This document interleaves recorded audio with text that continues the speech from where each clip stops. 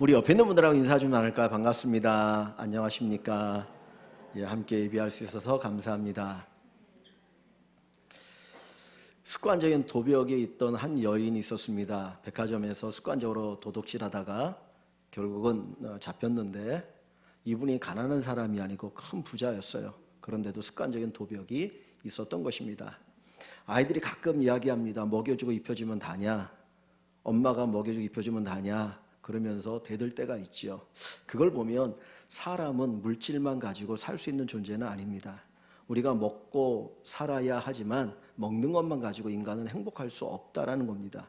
짐승은 먹는 것이 해결되어지면 만족감이 있어요. 그러나 인간은 어떻게 보면 먹는 것이 해결되어지면 해결되어질 수 있도록 되도록 내면에 뭔가 어떤 갈급함을 느끼고 살아갑니다. 그래서 정말 선진국으로 가면 갈수록 스스로 목숨을 끊는 경우가 많은데 인생의 무의미를 느끼기 때문이죠.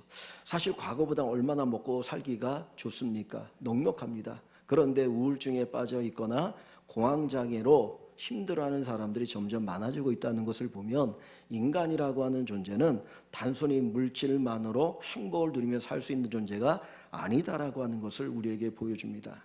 짐승은 짝짓기를 하며 살아갑니다. 그냥 짝짓기 하고 종족 번식하고 그리고 그냥 가는 거죠. 그러나 인간은 짝짓기 하는 것이 아니고 결혼이라고 하는 그 관계를 맺으며 살아갑니다. 왜냐하면 인간에게는 사랑이 필요하기 때문입니다.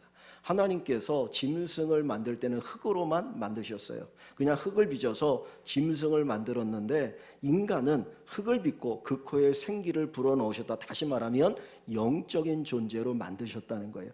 육적인 것이 충족되어져야 하는 것처럼 영적인 것 내면의 욕구가 충족되어질 때 인간은 행복하지, 육적인 것만 충족되어서는 인간은 행복하지 않다는 것을 보여줍니다. 그래서 인간에게 꼭 필요한 것이 뭐냐면 사랑입니다. 사랑받지 못하면 인간은 불행합니다. 하나님께서 아담을 창조하실 때 가장 좋은 환경, 세상에서 인간이 살 수 있는 최고의 환경을 만들어 놓으셨지만 아담은 행복하지 않았어요. 왜냐하면 내면에 사랑이 채워지지 않았기 때문입니다. 그래서 하나님께서 그 아담에게 하와를 만들어서 짝을 지어주셨을 때 아담과 하와는 행복할 수 있었던 것입니다. 인간에게는 사랑이 필요합니다. 그래서 사랑하며 살 것을 이야기하고 계시죠. 내가 너희를 사랑한 것처럼 너희도 서로 사랑하라. 그러면 이로써 세상의 모든 사람이 너희가 내 제자인 줄 알 것이다. 하나님께서 인간에 주신 계명 두 가지를 크게 이야기하며 하나는 하나님을 사랑하는 것이고 또 하나는 사람을 사랑하는 것입니다. 그러니까 사랑을 빼놓으면 인간의 삶은 공허할 수밖에 없다는 겁니다. 여자분들은 드라마를 좋아하실 텐데 드라마나 영화를 보면 그 밑바닥에 흐르는 정서가 뭐냐면 사랑입니다. 어떤 정치 드라마를 하고 경제 드라마를 하고 여러 가지 드라마지만 그 밑바닥에 사랑이라고 하는 내용이 흐르지 않으면 재미가 없어요. 그래서 사랑이 밑바닥에 흐르면서 여러 가지 이야기들이 나오는 것입니다. 궁극적으로 인간에게 가장 중요한 것이 무엇이냐? 사랑입니다. 그 사랑의 삶을 살아갈 때 인간은 행복합니다. 사랑을 받으며 살아갈 때 인간은 행복합니다. 그래서 인간에게 사랑이 필요한데 오늘 우리가 읽은 이 본문은 최고의 사랑을 우리에게 보여줍니다. 인간이 받을 수 있는 최고의 사랑이 무엇이냐? 그것을 보여주는 것이 오늘 우리가 읽은 요한복음 3장 16절입니다. 한번 다시 같이 읽어보겠습니다. 하나님이 세상을 이처럼 사랑하사 독생자를 주셨으니 이는 그를 믿는 자마다 멸망하지 않고 영생을 얻게 하려 하심이라. 사실 이 요한복음 3장 16절은 성경 전체의 핵심 구절이에요. 여러분들이 성경 66권을 몰라도 이 요한복음 3장 16절 요거 하나 알면 성경을 다 아는 것과 같아요. 성경의 내용이 무엇이냐? 누가 물어보면 이 요한복음 3장 16절을 이야기하시면 돼요. 하나님이 우리를 사랑하셔서 우리에게 독생자 예수를 주셨고 그 예수를 믿는 사람은 구원을 받는데 이게 성경의 핵심이야, 이야기야 말하면 100점짜리 대답인 것입니다. 하나님께서 오늘 이 구절을 통해서 우리에게 말씀하시는 것이 무엇입니까? 내가 너희를 사랑한다는 것이죠. 하나님이 우리 눈에 보이지 않아요. 그러나 그분은 존재하시고 살아계시고 그 하나님이 우리를 사랑하신다라는 것입니다. 하나님께서는 창조주이십니다. 하나님은 영원하신 분입니다. 하나님은 전능하신 분입니다. 우리와 비교할 수 없는 분이십니다. 우리는 그분의 피조물이고 그분은 우리의 창조주이십니다. 그런데 그 하나님이 우리를 사랑하신다는 거예요. 그 전능하신 하나님이, 그 지존하신 하나님이, 그 영원하신 하나님이 나를 사랑하신다. 이것이 최고의 사랑입니다. 누군가가 나를 사랑하느냐에 따라서 사랑이 다르게 느껴질 겁니다.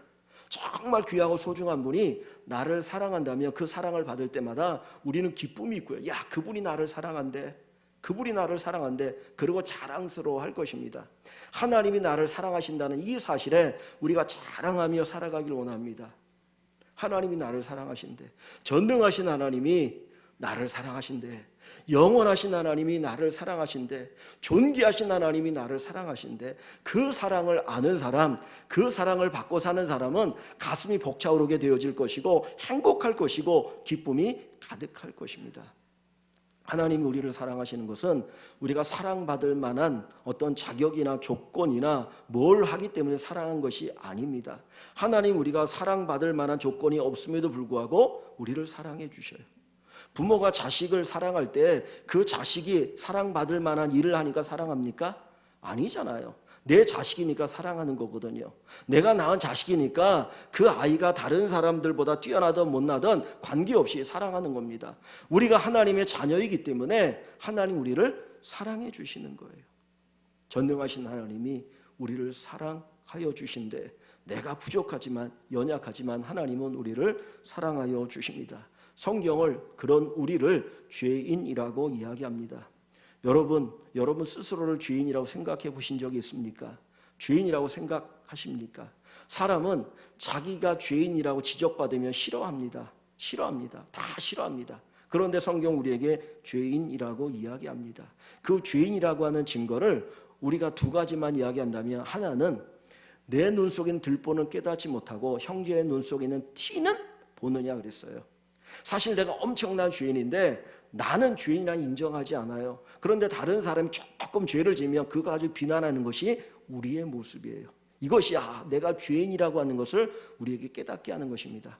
또 하나는 우리가 선을 행하는데 그 한 선에 대해서 남이 알아주지 않으면 우리 안에 섭섭한 마음이 있고 크게는 분노하기도 합니다. 내가 너를 위해서 얼마나 착한 일을 했고 너를 위해서 얼마나 많은 희생을 했는데 네가 나를 알아주지 않아. 그것이 우리에게 분노가 되기도 하고 섭섭함이 된다고 하는 거예요. 이것 자체가 우리에게 죄인이라고 하는 것을 가르쳐주는 증거가 됩니다. 그래서 예수님께서는 네가 하는 오른손이 하는 일을 왼손이 모르게 하라고 말씀하심을 통해서 정말 우리로 하여금 이 선을 행할 때나 모든 것에 죄인 되어짐에 대한 고백 속에서 살아가기를 원하고 계시는 것입니다. 하나님 우리를 사랑하시는데 내가 뛰어나서 자격이 있어서가 아니라 자격이 없는 우리를 하나님은 사랑해 주십니다. 그런데 또 한 가지, 이 하나님의 사랑이 우리의 큰 은혜인 것은 하나님은 결코 우리를 포기하지 않는다라는 거예요. 내가 자격이 없음에도 하나님이 우리를 사랑하여 주신 것뿐만 아니라 하나님의 사랑은 결코 포기가 없어요. 마치 부모의 사랑이 자식을 향하여 포기가 없는 것처럼 그것을 통해서 하나님의 사랑 결코 우리를 포기하지 않는다라고 하는 것을 가르쳐 줍니다. 죽음마저도 하나님의 사랑에서 우리를 끊을 수 없다 그랬어요. 자식은 부모를 외면할 때가 있습니다. 모른 척할 때가 있습니다. 그죠? 자기 부모에 대해서 자랑스럽게 생각하지 않으면 부모를 부모라고 이야기하지 않고 부모인 것을 창피해하기도 합니다. 그런데 부모는 아무리 자식이 못나도 창피하지 않아요. 부끄러워하지 않아요. 내 자식이기 때문에. 이게 하나님의 사랑인 거예요. 내가 죄를 짓고 살아도 부끄러운 짓을 해도 하나님은 결코 우리를 포기하지 않으셔요. 그래서 하나님의 사랑을 아는 사람은 담대하게 살아갈 수 있습니다. 마음에 평안이 있습니다. 기쁨이 있습니다. 내가 힘들고 어려운 일을 만나도 하나님의 나를 지켜주셔. 전능하신 하나님이, 지존하신 하나님이, 나를 사랑하신 하나님이 나를 지켜주실 거야 라고 하는 그 믿음이 있기 때문에 어떤 환경 속에서도 당당하게 살아갈 수 있습니다. 이 시간 예배하는 우리 모든 성도 여러분들이 이 하나님의 사랑을 체험하고 만나시는 귀한 축복이 꼭 있으시기를 바랍니다. 하나님은 한없이 우리를 사랑하시는데 우리가 그 사랑을 모르고 빈궁하게 살아간다면, 두려움에 살아간다면 하나님이 얼마나 가슴 아파하시겠습니까? 하나님께서 여러분들을 사랑하시는데 이 풍성하고 크신 하나님의 사랑을 꼭 경험하는 귀한 축복이 있기를 소망합니다. 하나님 우리를 사랑하시지만 우리는 그 사랑을 잘 모를 때가 있어요. 진짜 하나님이 나를 사랑하시는가? 하나님이 여러분을 사랑하시는가? 거기에 대한 의심을 가질 때가 있거든요. 그래서 하나님이 우리를 사랑하신다는 분명한 확실한 증거를 주셨는데, 그 증거가 뭐냐면 독생자 예수 그리스도를 우리에게 보내주신 것입니다. 오늘 본문 다시 16절을 봅니다. 하나님이 세상을 이처럼 사랑하사, 하나님이 세상을 이처럼 사랑하사 누구를 주셨으니? 독생자를 주셨으니 그랬어요. 하나님이 우리를 너무너무 사랑하셔서 누구를 주셨다고요? 독생자를 주셨다 했습니다. 로마서 5장에 보면 하나님, 이 예수님은 하나님의 사랑의 증표다라고 이야기합니다. 우리가 하나님의 사랑에 대해서 의심할 때 진짜 하나님 나를 사랑하십니까? 라고 하는 그 의심이 들 때 뭐를 보고 하나님이 나를 사랑하신다는 것을 알 수 있느냐면 바로 이 독생자 예수 그리스도를 통해서 진짜 하나님이 나를 사랑하시는구나, 나를 사랑하시는구나 하는 것을 알 수가 있습니다. 얼마 전에 영국의 여왕이 이제 세상을 떠났습니다. 그때 세계 각국에서 조문을 했는데 그 조문할 때 나름대로 최고의 지도자들이 조문을 합니다. 누구를 보내느냐에 따라서, 국가에서 누구를 보내느냐에 따라서 그 상대방 나라를 어떻게 생각하는지를 보여주는 거예요. 하나님께서 우리를 위해서 예수님을 이 땅에 보내셨다는 것, 독생자 하나밖에 없는 그 독생자 예수를 보내셨다는 것은 그만큼 우리를 귀하게 여기고 사랑한다는 것을 보여주는 겁니다. 우리가 얼마나 귀하면 죄 짓고 살아가는 우리들이고 거짓말하고 살아가는 우리들이고 상처 주고 살아가는 우리들인데도 불구하고 독생자 예수를 우리에게 보내셨다는 하는 것은 그만큼 우리를 사랑하신다는 것을 보여주는 증거예요. 다른 것 안 봐도 됩니다. 십자가를 보면 그 예수님이 이 땅에 오셨다는 이 사실만으로 하나님은 나를 이렇게 사랑하시는구나, 나를 이렇게 사랑하시는구나, 이 사실을 우리가 가슴에 되새기기를 소망합니다.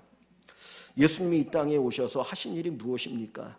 예수님이 이 땅에 오셔서 어떻게 살으셨습니까?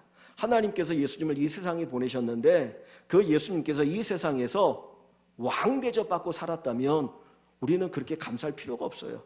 이 땅에 오셔서도 왕대접 받고 누릴 거 다 누리고 사셨는데 뭘 감사할 게 있겠습니까? 그죠? 그런데 그 예수님은 왕대접 받지 않으셨어요. 이 땅에 오실 때 어떻게 오셨습니까? 가장 가난한 집, 그 요셉이라고 하는 목수의 집에서 예수님이 태어나셨어요. 그 집이 너무너무 가난해서 예수님이 태어날 때 낳을 곳이 없어가지고 겨우 간청을 해가지고 마구간에서 예수님이 태어났습니다. 아무리 가난해도 마구간에 태어난 사람은 없을 거예요. 그런데 예수님은 너무너무 가난한 집에서 태어나셔서 마구간에서 냄새나는 곳에서, 더러운 곳에서 예수님은 태어나셨습니다. 그뿐만 아니라 예수님은 33년을 이 땅에 사시면서 가난하게 사셨어요. 예수님의 사역을 하실 때 어떤 사람이 찾아와서 예수님, 제가 예수님의 제자가 되겠습니다, 예수님을 따르겠습니다 라고 이야기합니다. 그때 주님이 뭐라고 말하냐면, 야, 여우도 굴이 있고 공중에 나는 새도 깃들일 곳이 있으나 나는 머리 둘 곳이 없다 그랬어요. 잠자리 하나 없는 존재가 나야. 즉 다시 말하면 그렇게 가난하게 사셨다는 거예요. 주님이 이 땅에 계시면서 얼마나 많은 기적을 행하셨습니까? 얼마나 많은 병자를 고쳐주셨습니까? 얼마나 놀라운 일을 행하셨습니까? 그런데 사람들이 다 예수님을 배반하고 예수님을 어디에다가 못 박아요? 십자가에 못 박아 죽였어요. 마지막 예수님의 이 땅에서의 삶은 십자가 못 박혀 죽으시는 것이었어요. 십자가 못 박혀 죽으시는 것이었어요. 사람들에게 사랑을 베풀었지만 배반을 당하고 마지막에 십자가 못 박혀 죽으셨는데 그 이유는 간단합니다. 우리의 죄 때문이라고 이야기합니다. 우리의 죄 때문에. 인간이 해결할 수 없는 그 문제를 해결하기 위해서, 인간이 아무리 바둥바둥거리고 해결하려고 노력하고 애를 써도 우리 스스로 해결할 수 없기 때문에 하나님께서는 그 예수님을 이 세상에 보내셔서 십자가에 죽이셔서 우리의 죄값을 지불하게 하시는 거예요. 그래서 그 예수님이 우리에게 하나님의 사랑의 증거가 되는 것입니다.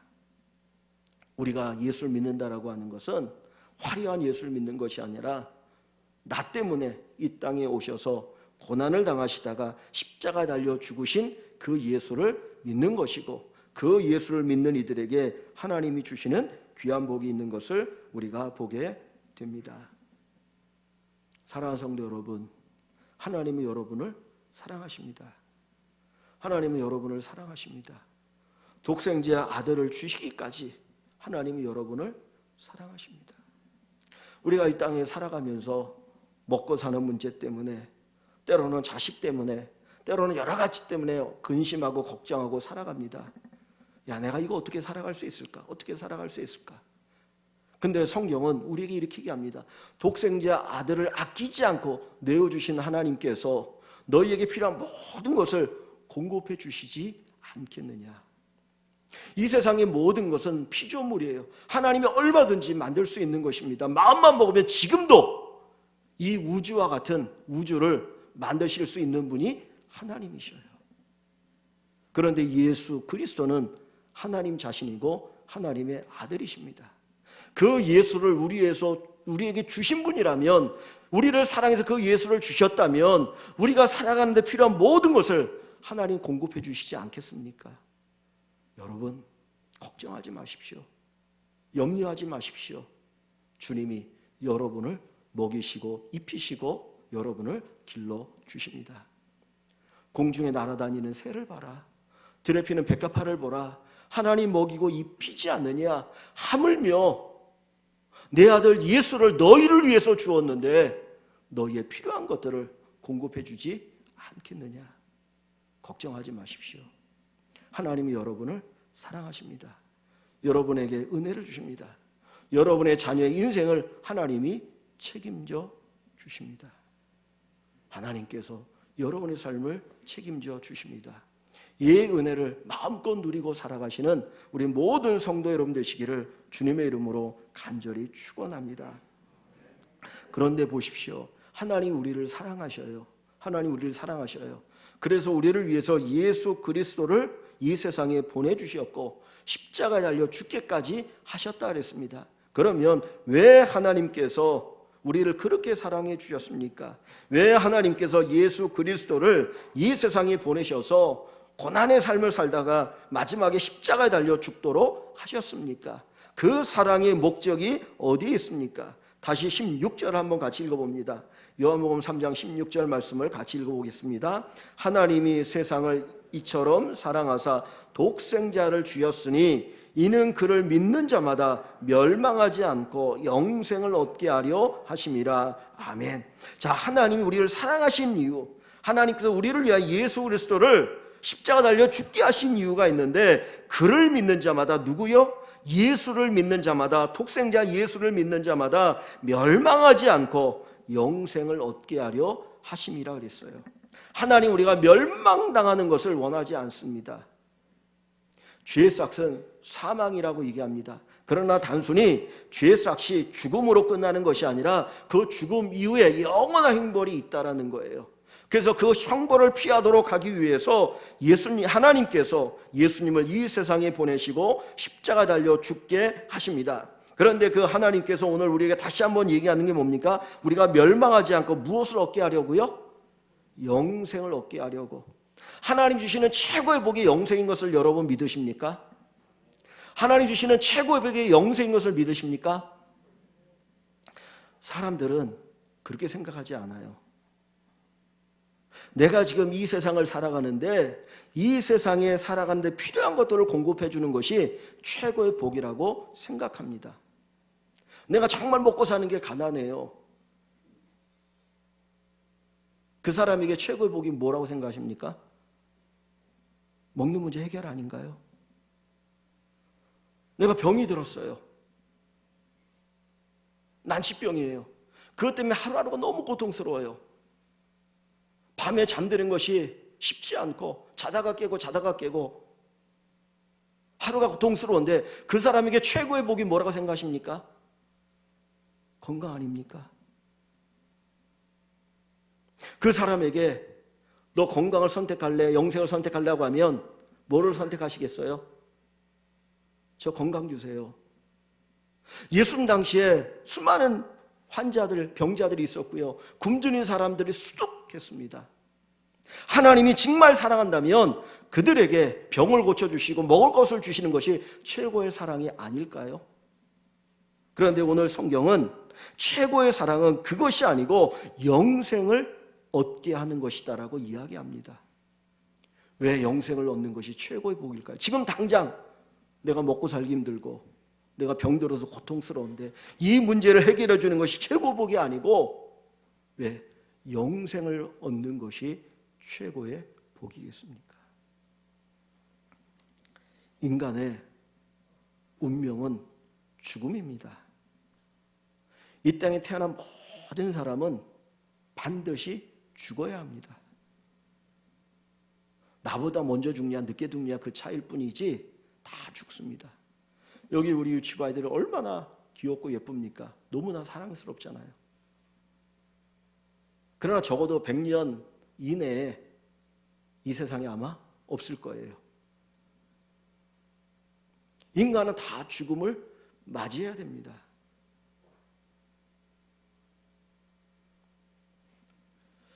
성경은 우리에게 우리 인생이라고 하는 것이 안개와 같고 날아가는 화살과 같고 잠깐이라고 이야기합니다. 저도 나이가 78인데 야 언제 이렇게 나이 먹었지? 제가 우리 권사님들 뵐 때마다 참 마음이 아플 때가 많아요. 제가 처음 뵀을 때가 20년 전이었는데 그때는 정말 젊으셨고 예쁘셨어요. 근데 지금 뵈면 참 세월의 흔적을 지울 수가 없어요. 제가 얼마 전에 저희 교회가 여기 짓기 전에 옛날에 있었던 그 교회에서 같이 단체 사진 찍은 거를 제가 이렇게 인화해가지고 이렇게 보는데 저도 젊어 보이고 우리 권사님들 젊어 보이고 그리고 우리 청년들도 그때는 진짜 그 몇 살 아장아장 걸어다니는 그 나이였거든요. 야 이렇게 세월이 흘렀나 그런 생각이 듭니다. 세월이 흐른다는 건 뭐예요? 간다는 거예요. 간다는 겁니다. 사람은 갑니다. 어저께 제 동생이 문자를 하나 보냈습니다. 사촌 여동생 아들이 죽었다고. 19살이더라고요. 근데 알바한다고 오토바이 타고 배달하다가 교통사고가 나서 그냥 세상을 떠났어요. 다 갑니다. 먼저 가느냐 늦게 가느냐 차이는 있지만 다 갑니다. 갑니다. 이 죄의 문제를 우리 스스로가 해결할 수 없고 죽음의 문제를 이 스스로가 해결할 수 없어요. 사람들은 죽음의 원인이 병이다, 사고다, 뭐 이것저것 얘기하고 그것만 어떻게 해결하면 영원히 살 수 있지 않겠느냐? 아니요. 성경 분명히 우리에게 가르쳐 줍니다. 죽음은 죄로부터 시작됐다. 죄의 싹이 죽음이다라고 이야기합니다. 즉 인간이 죄인으로 태어나서 죄인으로 살기 때문에 결국은 죽는다라고 하는 거예요. 이 죽음의 문제를 해결할 수 있는 비결이 어디에 있느냐? 하나님에게 있고 예수 그리스도에게 있는데 그 죄의 문제가 해결되어지는 것을 오늘 성경은 우리에게 영생이라고 가르쳐주고 있습니다. 영원한 생명이라는 거죠. 이 땅의 삶 70이요 때로는 80이요 길면 100세를 살아갈지 모르겠지만 그것은 영원한 삶에 비교하면 아주 한순간이라는 겁니다. 영혼을 잃어버리고 이 땅에서 부귀영화를 누린들 거기에 무슨 소망이 있고 거기에 무슨 희망이 있겠습니까? 하나님께서는 우리에게 최고의 복을 주셨는데 그것은 영원히 사는 것이에요. 하나님과 함께 영원히 사는 것, 하나님의 천국에서 영원히 사는 것, 그 복을 우리에게 주시기 위하여서 예수 그리스도를 우리에게 보내주셨고 하나님의 사랑을 우리에게 주고 계신 것입니다. 인간들은 영혼에 대한 갈망이 있습니다. 이집트의 피라미드에 묻혀있는 그 시체들은 미라라고 이야기하죠. 왜 그 수천 년 전의 사람들이 그 미라를 만들었을까요? 영혼을 사모하는 마음이 있기 때문입니다. 그 벽화에 보면 이 세상이 아닌 저 너머에 영원한 세상이 있는데 거기에서 살아나기를 소망했기 때문에 그들은 미라를 만들었습니다. 이 세상에 수많은 종교들이 있는데 그 종교들이 지향하는 게 뭡니까? 영원한 삶입니다. 영원히 살고 싶은 거예요. 그래서 그 영혼을 사모하여서 나름대로 여러 가지 종교를 추구하고 그리고 자기들의 신을 따르고 있다라는 것을 보여줍니다. 무엇을 이야기합니까? 인간은 영혼을 사모하는 존재다. 그런데 여러분, 죽어보고 야 죽고 나니까 내가 죽어보니까 영혼이 있더라. 그러니 영혼을 사모해야 돼. 우리에게 그것을 가르쳐준 사람이 없어요. 아무도 죽음을 경험하고 그 경험 속에서 우리에게 영혼을 이야기하는 사람은 없어요. 죽음은 우리와 이별이에요. 그런데 사람이 영혼을 갈망하는 이유가 어디에 있습니까? 인간 내면에 선천적인 지식이 있기 때문입니다. 사람에게 지식은 두 가지예요. 내가 배워서 경험해서 얻는 지식이 있고 선천적으로 인간에게 타고난 지식이 있습니다. 부모가 아이를 낳습니다. 이 아이가 태어나면 그 엄마의 가슴에 아이의 얼굴을 대면 아이는 본능적으로 빨아요. 젖을 빨아요. 내가 이 엄마의 젖을 빨아야 산다라고 하는 본능적인 지식이 있기 때문입니다. 가르쳐주지 않았어요. 아무도 가르쳐주지 않아요. 그러나 인간에게는 본능적인 지식이 있어요. 우리가 후천적으로 배울 수 있는 지식이 있고 본능적으로 배울 수 있는 지식이 있는데 하나님께서 우리에게 본능적으로 가르쳐준 지식 가운데 하나가 하나님이 계시다는 것과 그리고 인간은 영원히 산다는 거예요. 영원히 있다는 것을 본능적으로 하나님이 우리에게 알게 하셨어요. 그래서 성경에 보면 하나님께서 사람에게 영혼을 사모하는 마음을 주셨다라고 얘기합니다. 하나님 인간을 창조할 때 하나님의 형상을 지음받은 그 인간에게 영혼을 사모하는 마음을 주셨기 때문에 인간이 영혼을 갈망하는 거예요. 그래서 수많은 종교들이 있는 것이죠. 하나님 모르니까 이제 뭐 비슷비슷한 어떤 걸 만들고 그걸 추구하고 그거를 따라가게 되어지는 것 뿐입니다. 하나님께서 우리에게 영원히 사는데 어디에서? 천국에서 하나님과 함께 영원히 살게 하시는 것이 바로 하나님의 사랑입니다. 여러분, 사랑이라고 하는 건 내가 누구를 사랑할 때 그 사람이 나보다 낫다면 내가 그 자리로 내려가야 돼요. 우리가 예수님이 이 땅에 태어나신 걸 성육신이라고 하는데 하나님이 하나님의 자리에서 우리 인간의 자리로 내려오신 거예요.